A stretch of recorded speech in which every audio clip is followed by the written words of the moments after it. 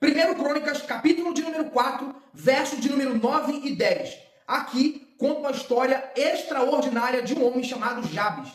Tem muita gente que não gosta de ler genealogia, mas se você não lesse a genealogia aqui de 1 Crônicas, capítulo 4, você nunca ia descobrir essa história extraordinária. Eu vou ler para você, diz assim o texto, capítulo 4 de 1 Crônicas, verso de número 9 e 10.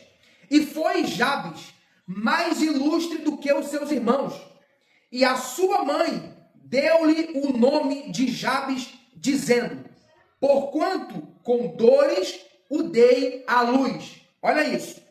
O verso de número 9 nos revela algo extraordinário. Você precisa se atentar a isso. Jabes, ele foi marcado por um nascimento não muito legal. A mãe de Jabes, ela teve muitas dores no parto. E você sabe que no antigo Oriente Médio, quando uma criança nascia, o nome dela estava vinculado com alguma coisa que acontecia no seu nascimento.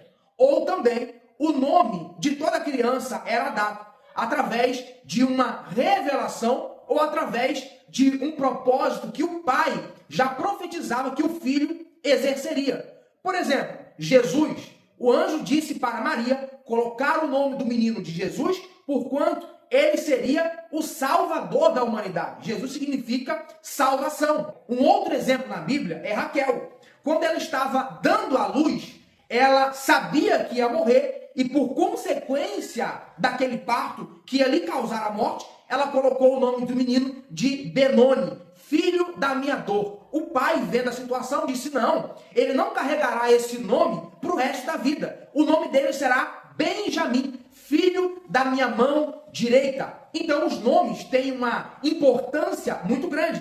Quando Jabes nasceu, ele causou dores à sua mãe.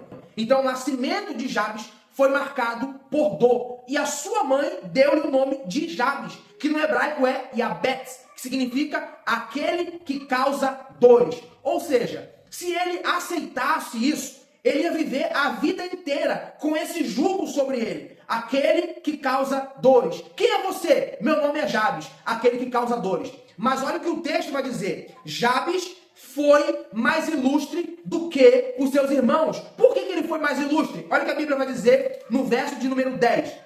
Porque Jabes invocou o Deus de Israel, dizendo, olha isso, Jabes não aceitou esse jugo sobre ele. Você nasceu para causar dores, Jabes. Mas Jabes disse, não, eu não nasci para causar dores, eu nasci para governar. Eu não nasci para causar dores, eu nasci para prosperar. Jabes entendeu que ele precisava mudar essa história. Ele não aceitou aquilo que impuseram sobre ele. Ele invocou o Deus de Israel, dizendo, ó Deus, abençoa-me muitíssimo. Ele clama a Deus pela sua bênção. Ele quer a bênção de Deus. E a Bíblia vai dizer que a bênção de Deus é que enriquece e não acrescenta dores. Jabes foi sentenciado para viver uma vida de dor, mas ele aprendeu que ele tinha que olhar para o alto e não ficar refém do nome que colocaram sobre ele, e não ficar refém da nomenclatura que colocaram ao seu respeito. Ele invoca a Deus e diz, Deus,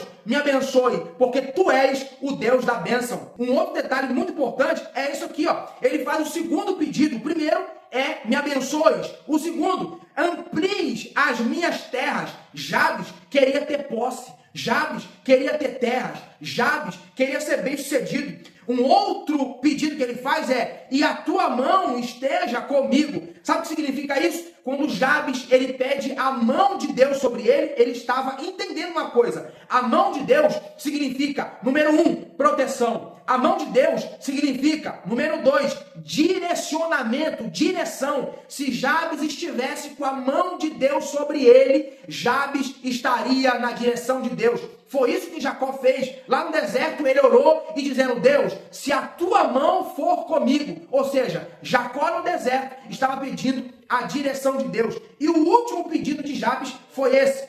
Faze que do mal não seja afligido. Sabe o que Jabes está dizendo? Eu recebi uma palavra de maldição na minha vida. Eu recebi uma palavra que eu ia causar dor a quem estava ao meu redor, que eu ia ser um homem de dores. Mas não me deixe passar por isso, me livre do mal, me livre da dor. Ele faz 4 pedidos a Deus. E se você está vivendo uma vida igual a de Jabes, recebeu uma sentença do seu pai, da sua mãe, dos seus tios, seja lá de quem for, Deus é poderoso para mudar a tua história. Deus é poderoso para revogar essa sentença. E o que é que você tem que fazer? Você tem que olhar para o alto, olhar para cima e clamar o Deus de Israel. E Ele mudará a tua história. Ele mudará a tua sentença. Se você recebe essa palavra, deixa aí o teu compartilhamento. Compartilha com o máximo de pessoas possível, porque eu tenho certeza que Deus vai falar com alguém, tá bom? Que Deus abençoe você, sua casa e a sua família. Eu te espero no próximo vídeo.